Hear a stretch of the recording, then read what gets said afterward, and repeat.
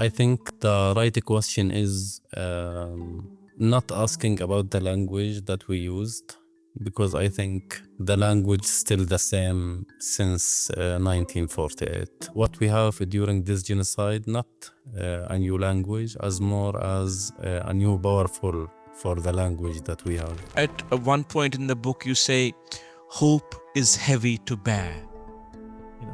And it struck me, and it's not left me, this sentence. You also say around the same time in the book, I remain committed to my art and writing as acts of resistance and survival. I find it interesting when you're talking about like the act of writing, because for me as a Palestinian, it's always challenging and like mind-blowing to talk about the act of writing, but you're saying that it also helped you. Basically, this was your way of survival. I didn't choose this to come. I asked to go out, but I didn't choose. And until now, I didn't choose anything from this life I have this moment. The administration still have this decisions to move me and design my life.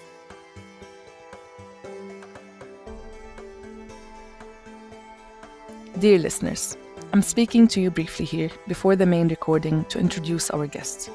Mahmoud al-Shaer was a producer on PalFest 2023, for which he organized a beautiful live-streamed event that brought together many of Gaza's new generation of writers. A lot of the writers have gone on to become the most important chronicles of the genocide took part. Batul Abu Aqlin, Maryam al-Khatib, Haida al-Ghazali.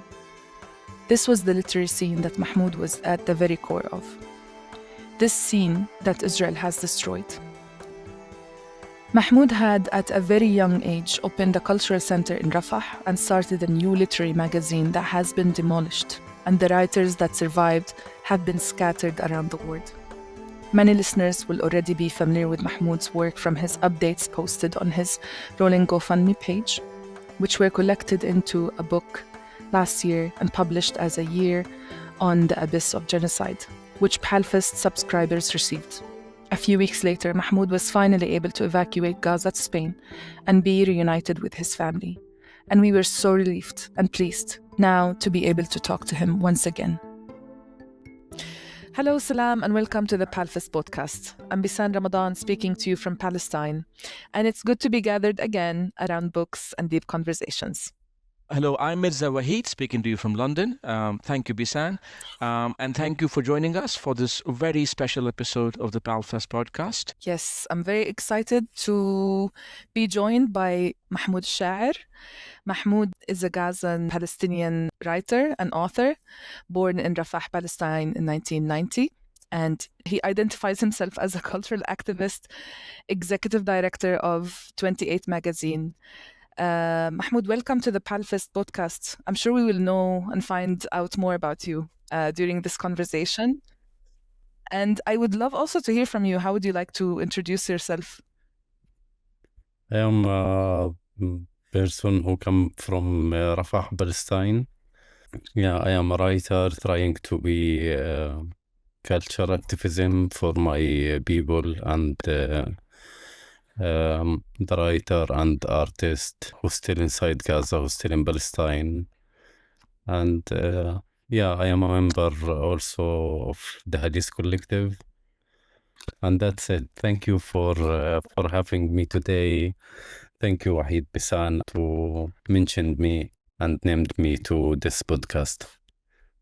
It is a privilege and an honor to have you with us. And we forgot one crucial thing about your introduction. You're also the author of A Year on the Abyss of Genocide. Your amazing and extraordinary and heartbreaking book. Yes, I write this book during the genocide. With that, can I start with the book, Mahmoud? I know in the opening pages, you talk about your family. About your wife, about your daughter, about your son. And there is a line I want to quote. You say, "We are an entire world with stories to share about our lives." So can I start this conversation by asking, how are the children doing? And how's your wife? Are the children in school now? Can you talk about them? Yeah, Okay, I am father for a twins, boy and girl. They named is Nai, the girl, and Majd, the boy. They come in October 2021. They are now 4 year and mostly 5 month. At the beginning of the genocide in 2023, Majd was evacuated with my mom to Turkey to the treatment. He had a problem with his liver. Actually, the twins have this problem. We noted that Majd have it. Before that, we noted that also I have the same problem. The point is the girl still with me and the boy still separated. We are now in Madrid, Spain. We evacuated here from Gaza in past October 2025 through the health organization. World Health Organization. Yes, yeah, thank you, Beesan. During the program inside the World Health Organization. And yeah, I think back to your question, I think is in Palestine, my personal story is many stories inside the same community. And the thing I facing, the thing I live in, the feelings I had in my personal life, many people inside my community have the same moment, you know. And maybe if I look to other experience, Palestinian experience with the hard situation, hard life one, I will be so lucky to find my son at the end in Turkey, have his opportunity to get the treatment he need to be alive, you know. And this make me more accept to live under this situation, the separated one. Mm-hmm. You describe in the book like the relentlessness of Israel's genocidal war against life and what it does to the perception of time. يعني كيف الإبادة أثرت على مفهومنا للوقت. And you mention how you want to cherish each moment with your family and yet you cannot enjoy it because of you're constantly hunted by what might happen next. Can you tell us more about like this state of mind and how do you manage to keep your strength and like the clever way that you describe yourself amidst such extermination and destruction? Yeah, but before maybe asking your question directly, I wanted to back to the time before the genocide.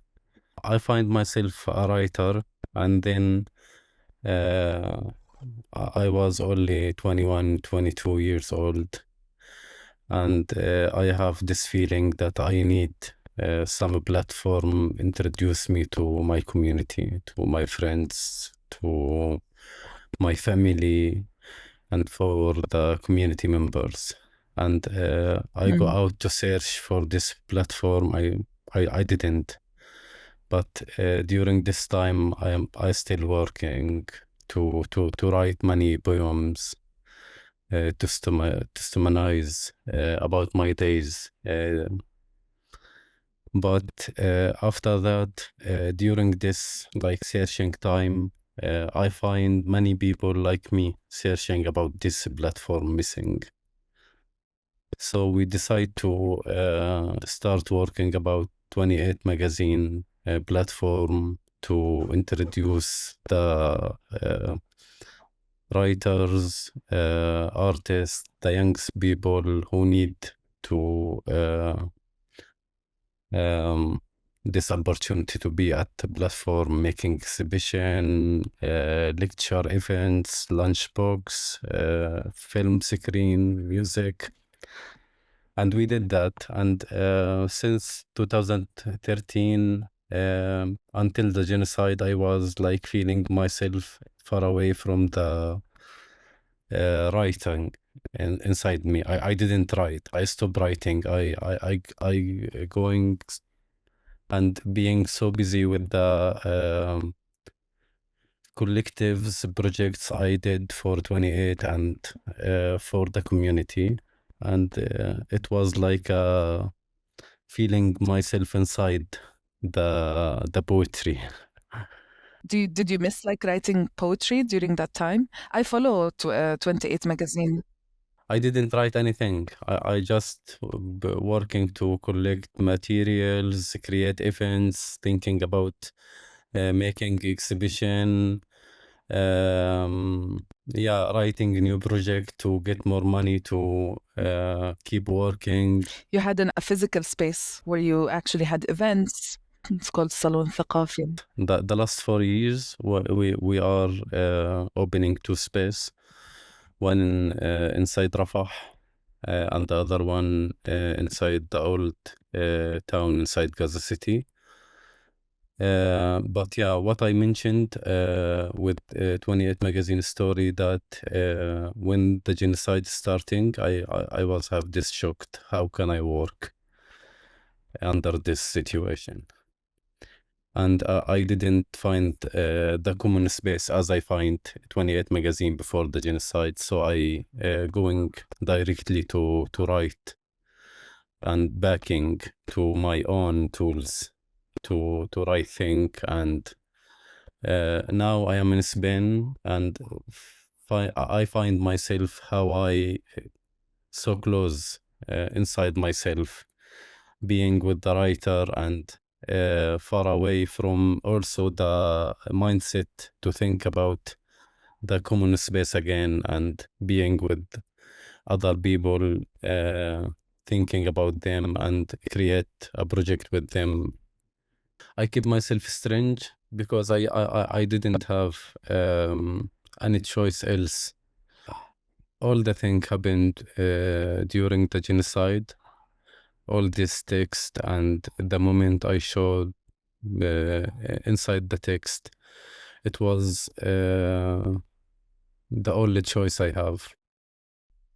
In the book, at one point, you say, "I spend my days as a poet whose language has been destroyed by war."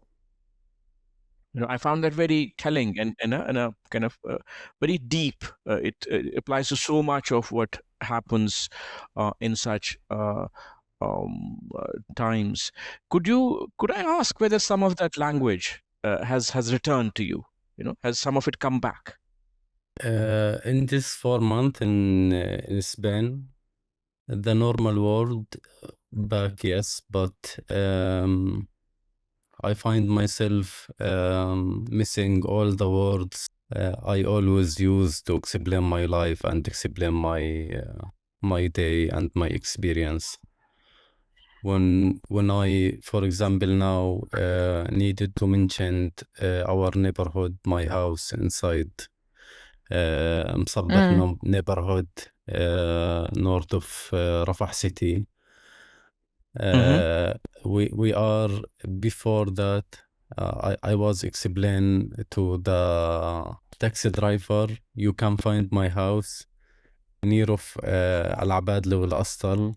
It was a gas station, and close to Mansour al-Hamaida store. You can find me the two house in your right side.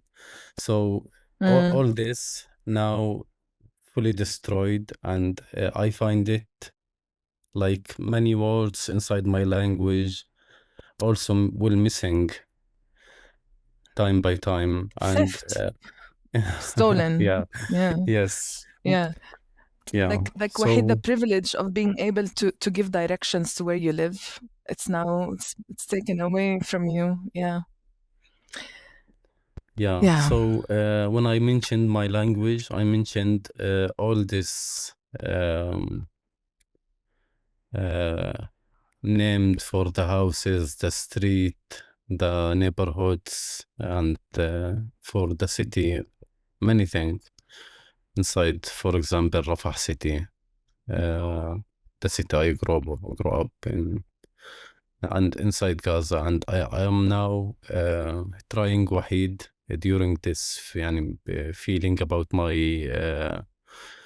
language healing, trying to remember everything and writing everything to didn't miss again, because I believe when you use to call a memory in your mind, it will become so clear the first time, and 80% the second time, 60% the third time, and every time you called it, you will miss some details on it.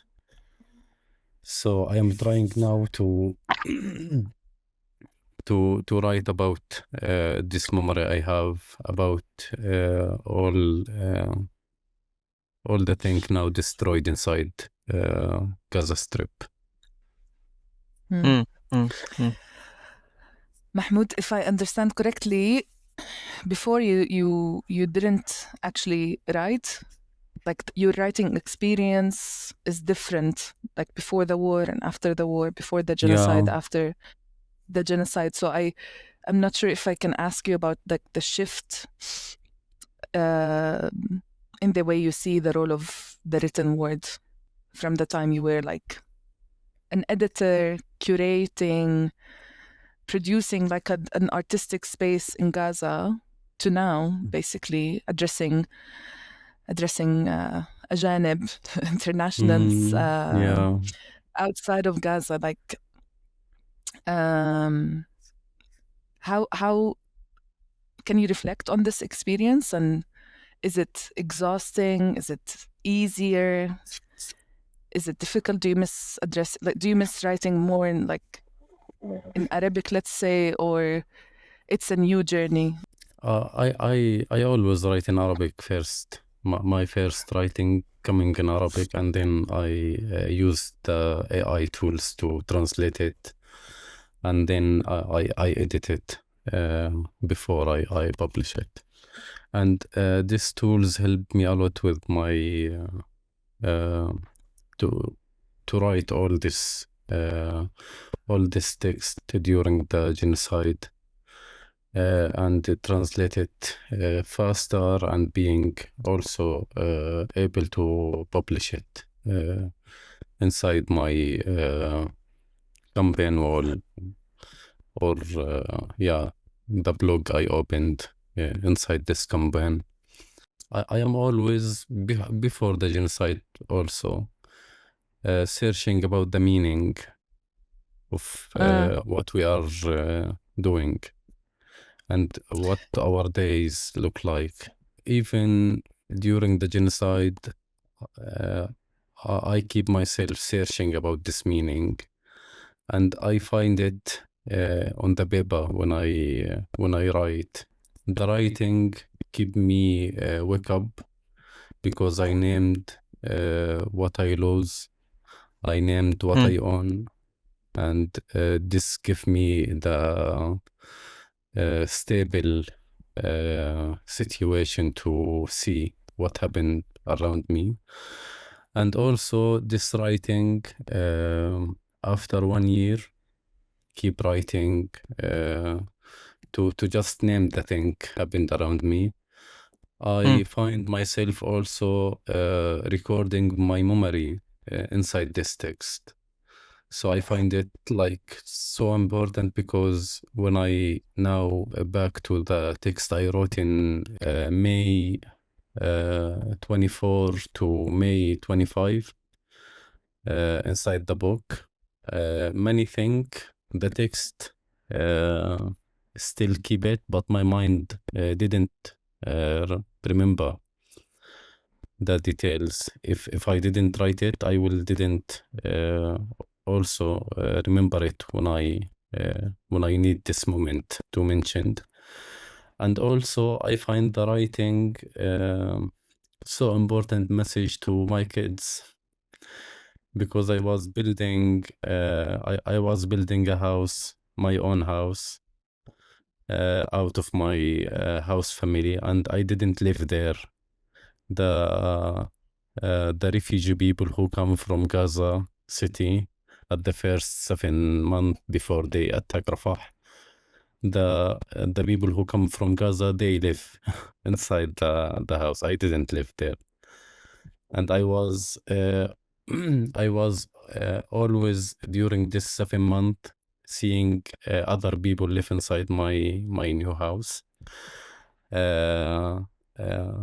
Imagine myself living the sunrise there and hearing the noise from the bathroom and the bedroom, and yeah. So all these details, if I didn't write about them, my kids Naya and Majd will didn't heard about what the life we had before this destruction moment. So I find it so important, more than the situation around me, how it move, and the displacement moments I have inside Gaza. I was writing about all this thing, not from the pain inside this moment, as much as to make remark and write this moment to keep it.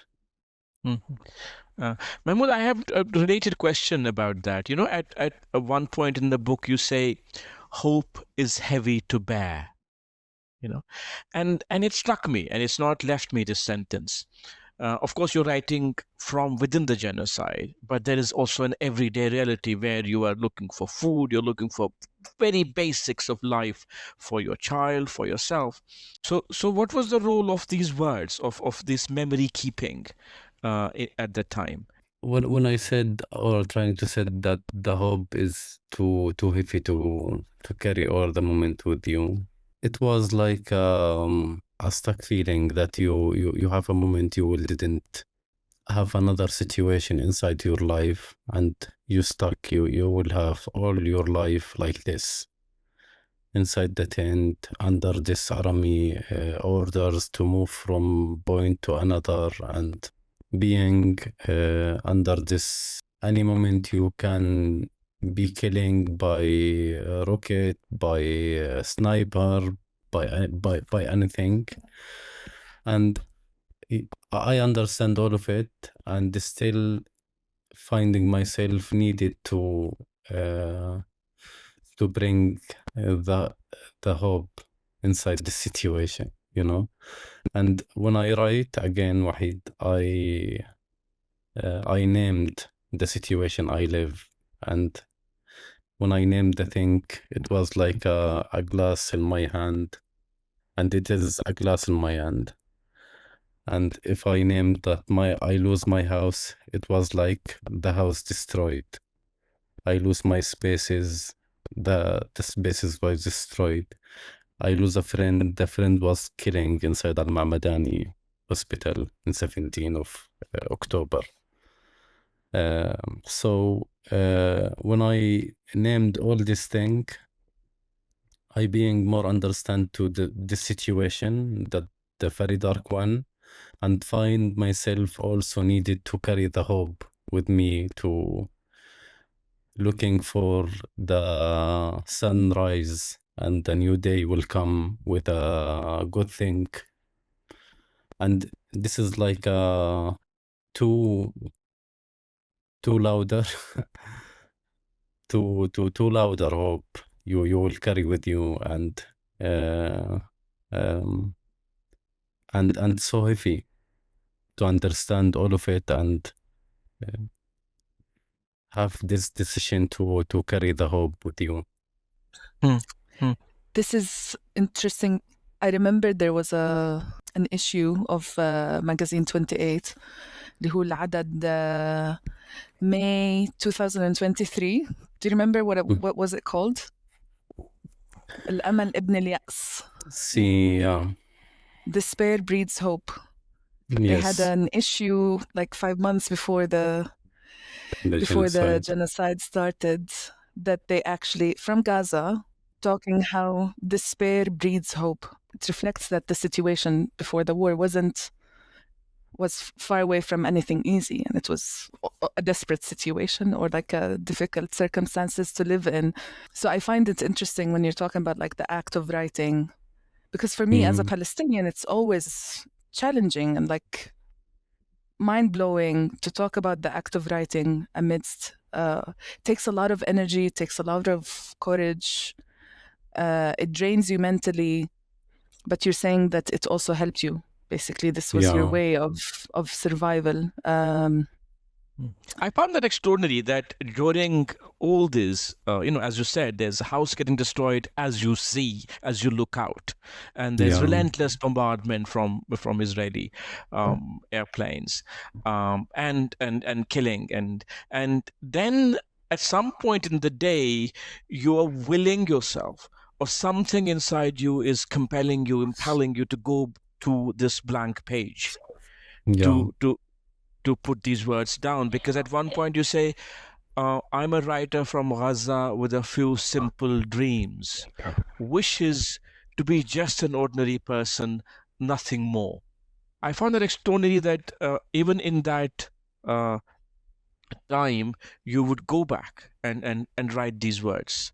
And then also that you involved the this reader in some imaginary reader, where you say every entry, many entries end with "Thank you for your efforts." yes, of course. So what was that? Who were you imagining anyone when you were saying this? Thank you for your efforts. Yeah, the friends and everyone who talk and will talk my words and broke the siege I was under with my word to tell on a platform, to share it in a newspaper, magazine, and give it the opportunity to being inside the period outside of Gaza, and also the finance support I got from the campaign. It's يعني I imagine myself without this money come during this campaign have a very hard situation and life, but I think this funding protect me so well during this hard time, especially during the famine and hunger time between April and October 2025. But yeah, I was always until now also Waheed catch these words as a end words to tell on my update and the new text I write and publish through the campaign.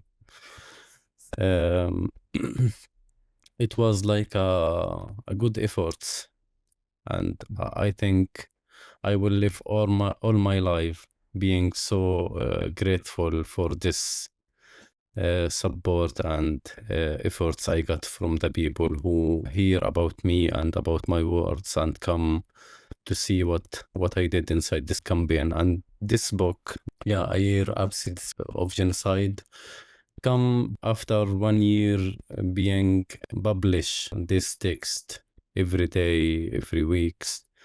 And friends wanted to help me more, and they collect all the text I write inside the campaign and make it inside a book. And other ways, other efforts I got, the book Letter from Gaza. It was like a connection I got through this campaign also.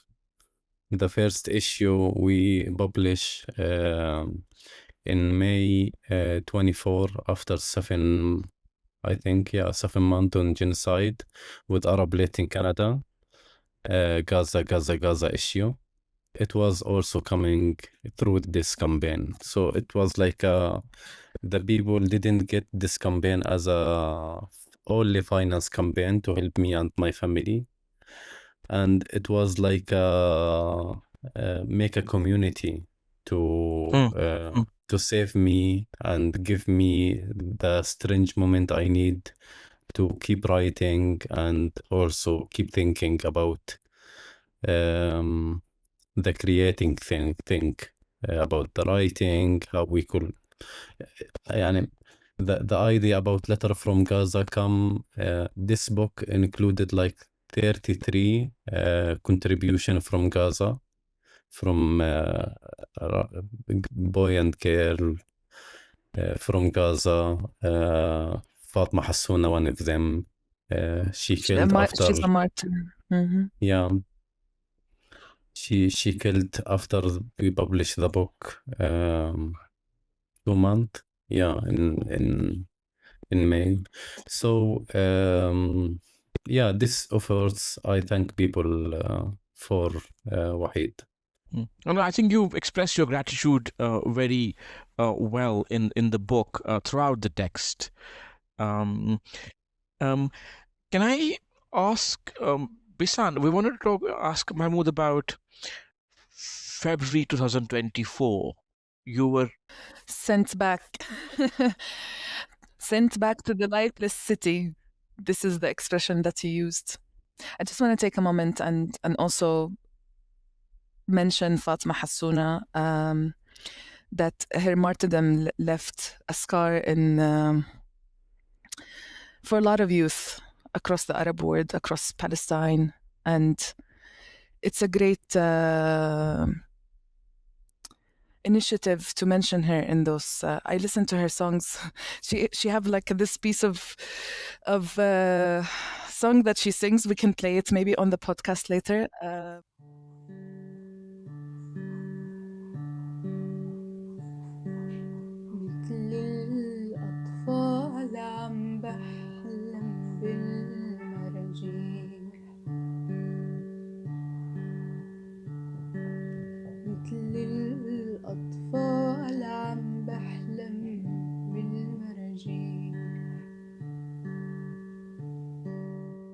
And yeah, I love that she's in that book, so I wanted to note that. But we want to hear about the coming back from Rafah that day. At that point, this is one moment where you are, filled with despair, despite all the hope you portray in the book. There's in that entry you are filled with utter despair, obviously, expectedly, because you're forced to, as Beesan said, to return to the lifeless city. Because nothing that sustains life is left in Rafah.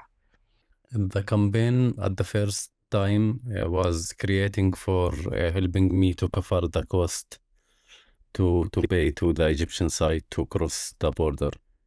So we collect the money so faster, and I was ready to register my name and my wife and my daughter. Do you want to tell the audience how much you had to pay to the Egyptians? Yeah, in February we pay 12,000 and a half, 5 for me, 5 for Hadil, 2,000 and a half for Nai. And it was like I have this experience with the band, to travel the band with the Egyptian side. I was traveling to Berlin in 2019, and then I back after 1 month and a half, and then I am trying to travel again, and they demand me 10 times before this time in February 2024. But in November 2024, when I see my name in Al-Kushufat, they announce the people who will travel tomorrow. And I see my name, my wife, my daughter, and it was like I call a people via, hey, I have many times the band, and I need to make sure that I will cross the border this time. Can you check? And everyone read my name inside this list that Yahala company النوسم for the border. They said if your name inside the list, this is mean that you didn't have any problem and you will cross the border.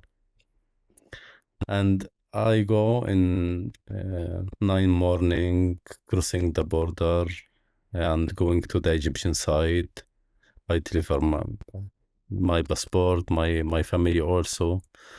And at the end of the day, they come and say, you are back to Gaza. And so you made to wait the whole day with your wife and daughter. Yeah. The Egyptian officer. Yeah. They come and said, Mahmoud al-Shaer, you will back to Gaza. And my wife decided to cancel her enter to Egypt and back with me. So they allowed your wife and they sent you back. Yeah, they allowed Nai and Hadil, but they sent me back. And I was asking them to send me directly to the airport. I will fly to anywhere, can accept me directly, and then will fix my thing. And I show my invitation to the Irish Museum. But yeah, they didn't accept and they sent me back. And I was saying to the officer, if you send me back now, that means that you decide to kill me and kill my family. And he said, this is not my problem. And I asked why I am backing and demanded, and they didn't tell any reason to make this decision and deband me. This is the first thing, Beesan. But the other thing is like, it not. Yeah, I am trying to have any reason to back me, and I didn't find, because I am not a member for anything dangerous for the Egyptian side, and I was like writing, I am fully peace man, you know. Yeah, I am Maybe the word is the... Yeah, but yeah, this is maybe this is the reason. But yeah, this is like a big shock still in my mind, and it comes through in the entry in the book. I have a question about being ordinary. It reminded me of a quote for Hussein Barghouthi. I'm gonna read it in Arabic, and I'm gonna try to translate it. You help me.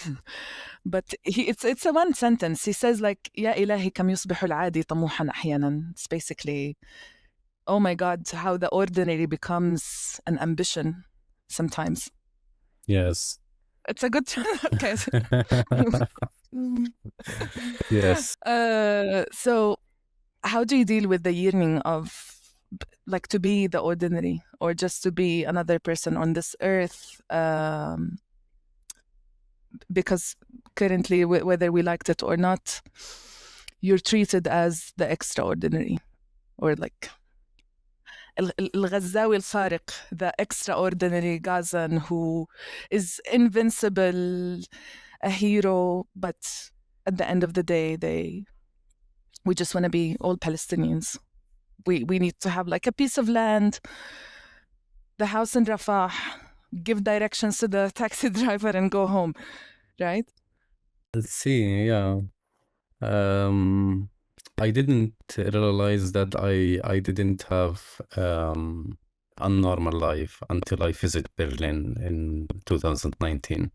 In Berlin, I had this idea that I didn't have this normal life, and again back to Gaza with big question, what the siege that we are all under, and the other question is, am I know what is the life out of siege look like? And my answer until now, I live in Spain here since 4 months, and I didn't myself. Can I stop you, Mahmoud? Was that the first time you left Gaza in 2019? 2019. And this was the first time you'd stepped out of the... I go out to Egypt with my mom 2013, but to fly with a fly thing and being in Europe, was my first time. Yeah. And you can name it like as a first time also alone. So then you came back and Yeah, I came back with this thought that how can I understand my unnormal life under this situation with Israel and with Hamas and with our Palestinian leaders. And this like coming also Beesan as a mindset to design the day. There is no one inside Palestine, even you, have this normal day. Even if you decide to keep yourself inside your room and make this fully personal decision, you will find yourself at the end under a normal situation, and there is always an Israeli people working to destroy this normal moment you think that you have. Yeah, it's impossible, even if you wanted to, if I understand you correctly, impossible to create a bubble, you know, for yourself. Since we're talking about Israel, Mahmoud, I wanted to ask, and you're the best person to probably reflect on this. You know, since the genocide, I mean, it's still ongoing. I wanted to ask you about if you could talk about, the language that is used to describe Palestinians, Palestine, Israel in the Western media and culture. For instance, the language they use about Palestinian movement for self-determination, Palestinian struggle against occupation and apartheid. Has there been any changes or improvement, if we can use that word, since, as your book and several others, go out into the world? Have you felt any changes, in the language that's been used historically? Like an improvement in. Yeah, I understand, but I think about the question because I think the right question is not asking about the language that we used, because I think the language is still the same since 1948, but the people who heard these words and the people who was also didn't know about our Palestinian situation, and he got the news or the story from the book who was publishing during this moment inside the genocide. So I think what we have during this genocide, not a new language, as more as a new powerful for the language that we have.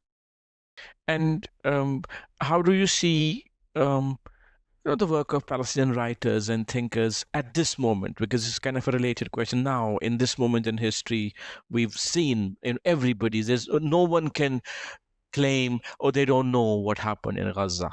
I have a follow-up question. Have you ever thought that you'll be publishing in English, like a book? Both, two questions. Without But related. Without the Arabic version. I imagine myself translate a book to English, but directly publish a book in English, it was like not in my imagination. And also all the many opportunity I have during this genocide, it was like imagining myself with some of them needed like more 2-3 years experience with this culture thing and working. to have disconnections. It was like I will back also for your question about the time. I feel that everything getting more fast during this genocide, the time and also the things happening around us. And I think the speed of my life, for example, in May 2025 was like X64. If you play YouTube and decide to being so faster. About the Palestinian writing, I think always that we need a common space to being together. Me as a person, as Mahmoud al-Shaer, I doing my best. Batul, for example, doing her best, and Batul Abu Aqli. see Haider and Muhammad Zaghzouk, Raed, and many people. They doing the best, but we are still having our personal channels, and we need like I always also during the 28 magazine Under the Siege, we are looking for more powerful projects to do with the people. And now after this genocide, I think it's clearly needed to be inside a common space together and thinking about what we can do for our countries, our people. And yeah, it come like not a group of sign. It's like a single one, and at the end you will find it. You will find them a lot, but imagine them coming together as a powerful imagination to have this powerful moment for our voices. Your book, actually it does read like it's speaking to a community. It's a conversation with a community. It's remarkable in that way, because the language you use, the way you address the reader is as if you're constantly talking to a community of people or writers or so yeah, I think you're right. I mean, that sense of community. Yeah, I'm thinking about this point of before my question. It comes up often, Mahmoud. Basically, like the question of like, what if the Nakba never happened? What we could have been? I think we're gonna be asking the same question about like I will Gaza. be 35 years old man, farmer one. What if the Nakba never happened? Where are you from? Rafah. نفس رفح, okay. See. So you're like an indigenous Gazan. مش there's like a debate inside Gaza who is like because it's a huge refugee camp. Tell me more about the debate. No, so basically all the surrounding area villages around Gaza, they fled into Gaza city and in the area of Gaza, which formed the Gaza Strip, but Gaza is bigger than what we know. It's basically part of Palestine. So a lot of the population that ended up living in Gaza, they are refugees from Rafah, from the Naqab area, from Fallujah, from different areas. So there's like this sort of social dynamics between the Gazans, who is like more of a Gazan and who's like more of a like with the refugee status. It's the same in the West Bank. Trust me, it's everywhere in Palestine. It's beautiful when we make fun of it. Yeah, my wife come from Yibna. Hadil come from Yibna. And when we are displacement, the first time she said like, we are all now refugee. You are not anymore so he got the status. Indigenous people from yeah. Yeah. You got the title. No, my question was also about like this point that comes up about getting recognized as Palestinian writers after the genocide. And it to be honest, you're not the first one who says this. Writers from Jerusalem who lives in diaspora, they've mentioned this. How do you feel like about this level of interaction? Do you feel like you're saying that basically the attention that you're getting, it could have taken years of work inside Gaza? And it's not, of course, it's not our fault. This is, we have nothing to do with this. It's basically how the world decided to see us and for what, yani. If we didn't have this occupied and our lands didn't occupied in 1918, I will back more than 30 years before the 1948.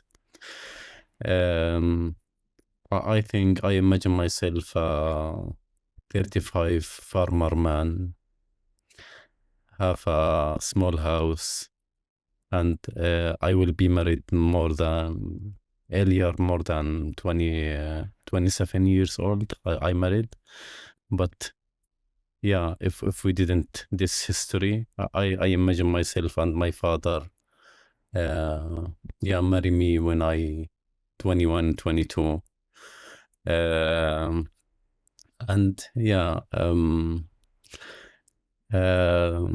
the question of what if the Nakba never happened. I like to yes. imagine. I like to always open up this. But Mahmoud is, this is a recurring motif in your book as well. This emphasis on ordinariness, that I want to be like everybody else. I want to have, you want to be in your house and walking down the neighborhood. Can I go back to that moment in November 2024? I think this is about the 400th day of the genocide. And in your entry, you say, I rebuild myself sitting on a balcony that, against all odds, overlooks a small patch of greenery amidst a sea of tents.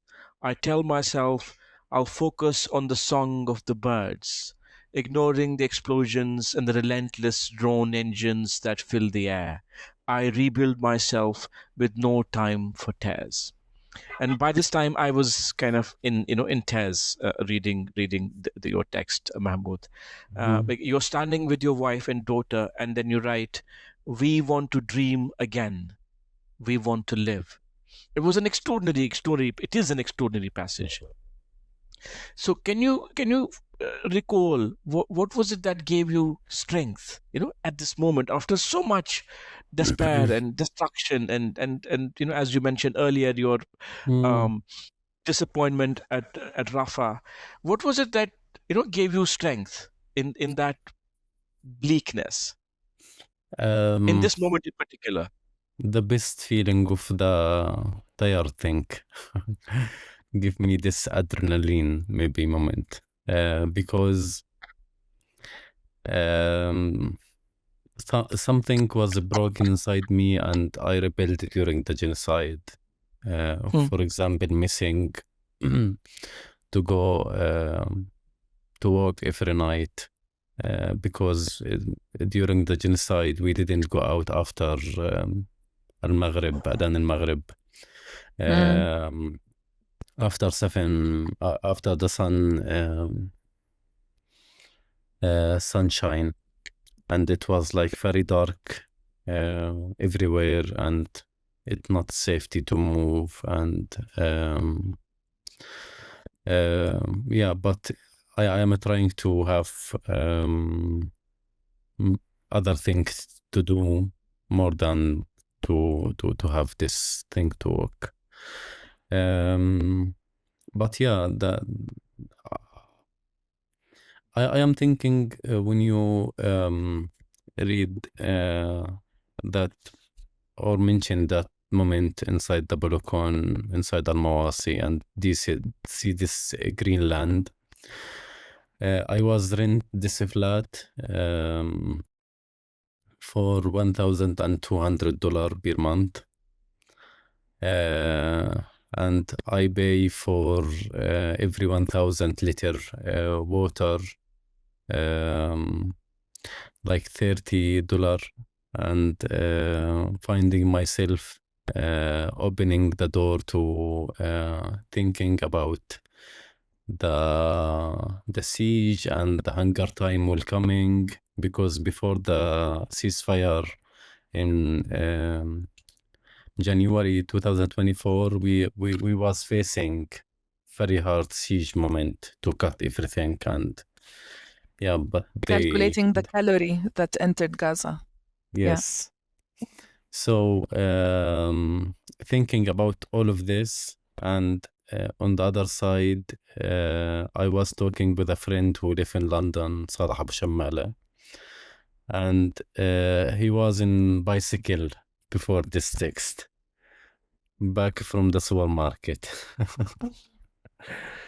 And I imagine my life and his, and from this very weak moment, I find myself need this life, this normal one. And yeah, the usual. And just let me inside a normal city, and I will manage my life, and I will didn't make any complaint for anything. But no, here in Spain, I make many complaint, you know. I was going to ask, I'm like, okay, I'm sure you have a lot of complaints about Spain. Yes. For Spain, yeah. Give us a couple of complaints. What are the complaints? Give us a couple. Food, probably. No, not with the food, but yeah, we managed it. We go to the Arab shops and fix this problem with York, and yeah. But no, the problem was like find myself need, for example, 9 months to see my son in Turkey, and this like at the first moment, at my first week, Beesan and Waheed inside here Spain, everyone called me and asked me how are you, and I was answering, I am so happy with the challenge I face, and I am so happy to see this problem come up on my life again, the normal one, like this border, yeah. So, but yeah, I was fighting a lot to make this time more short, more than 9 months to see my son, and also when they move us from Bilbao to Madrid, I was like ask them to stay in Bilbao because we feel like we more comfortable with between the Basque people, you know, the Basque people. Because we're like us, yeah. Yeah. Even the daily character with the people, the face details. Yeah. It was like so comfortable. And yeah, about my life situation, for example, before I was like moved just yesterday to this flat, and before this 4 week inside a hostel, and I was fighting a lot to go out because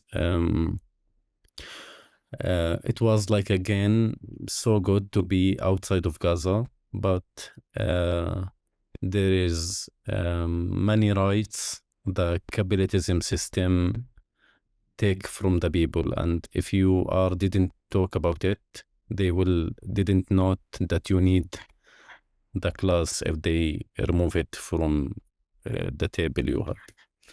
So yeah, this thing, but the most important thing that is a problem to see my son in Turkey, and I am waiting. So one last question: you earned a new title then, مغترب, ولا refugee. مغترب is like it's a word in Arabic that you give نازح. when someone is displaced. You like a displaced. You like to be called Displacement. okay. Displacement. Okay, it's when someone because when you choose to move out of your homeland and you go somewhere and live there, they call you مغترب, which means and it comes from the west, that you're heading to the west. So I'm asking him if what title did he earn now? مغترب, No, but I didn't. refugee. I didn't choose this to come. Exactly. I asked to go out, but I didn't choose, and until now I didn't choose anything from this life I have this moment. The administration still have this decisions to move me and design my life. So this is it's hard. But when I have the ability to rent a house, I will send to you email that you can now change my title to مغترب, because I will choose. Deal. You will have chosen. Deal. رمضان كريم محمود. شكرا بيسان. شكرا رمضان كثير. كريم. Thank you so much, Mahmoud. It was أنا a استمتعت great جدا conversation. بالحوار. عن جد. Okay.